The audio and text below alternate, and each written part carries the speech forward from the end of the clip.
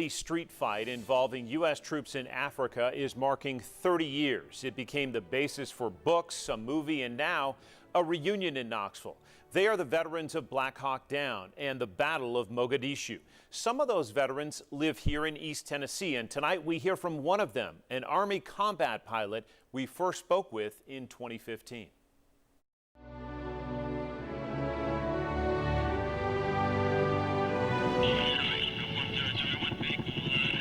This is a rare view aboard an Army rescue helicopter flying the eastern coast of Africa in 1993. The raw beauty below belies the danger in the ocean. My 6 month over there, I had flown probably 6 shark attack patients. The waters, the Indian Ocean was infested with sharks. And on land, this coastal city was infested with turmoil. U.S. troops had answered the call in Mogadishu to target warlords and their henchmen, rising to power in part by stealing international relief supplies and selling food to buy guns. That day was just a powder keg waiting to happen. Former Army medical rescue pilot Scott Johnson is referring to October 3rd, 1993.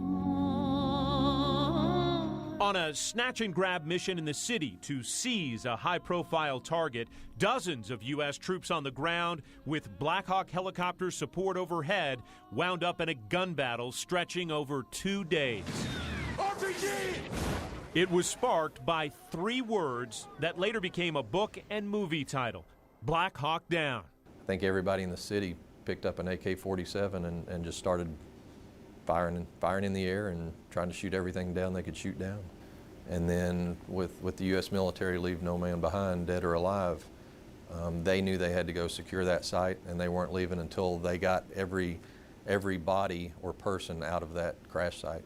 I knew it was going to be a different day. I didn't know how long we would be flying because I didn't know how many patients total.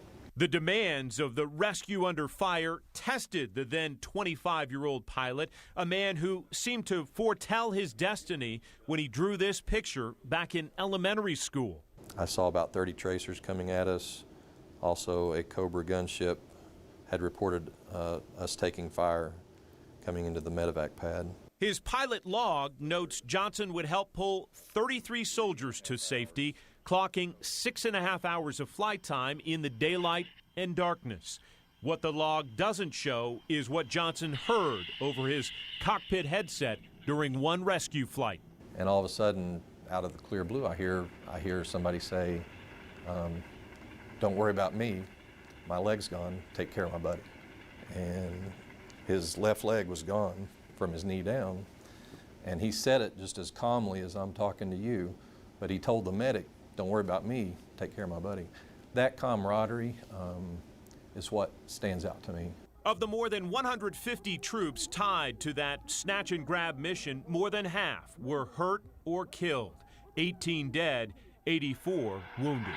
Oh, man. Hey, watch out, guys.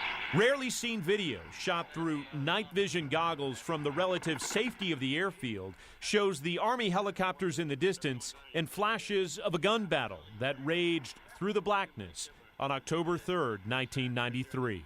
So you had the scene right in here, and right there's the stadium. On day 2 of the fight, U.S. troops ran, crawled, and shot their way to the relative safety of this stadium. These 20 or 30 blocks in between in that mile with AK-47s stuck out every window. It was a gauntlet that they were running. I mean, the old adage is true, war is hell, and sometimes we do things in those environments that you just can't believe you're doing. After 7 years in the Army, Johnson moved on to a career in the FBI that landed him in Knoxville. Special Agent Johnson has flown with the elite hostage rescue team and deployed twice to Afghanistan, attached to Special Forces units. And just being able to serve with those guys, again, means the world. But what shaped him most as a soldier, pilot, and patriot were the rescues he flew during 2 October days in the skies above Mogadishu. I would have flown through hell hauling gasoline for those guys if need be. And that's that camaraderie of the military.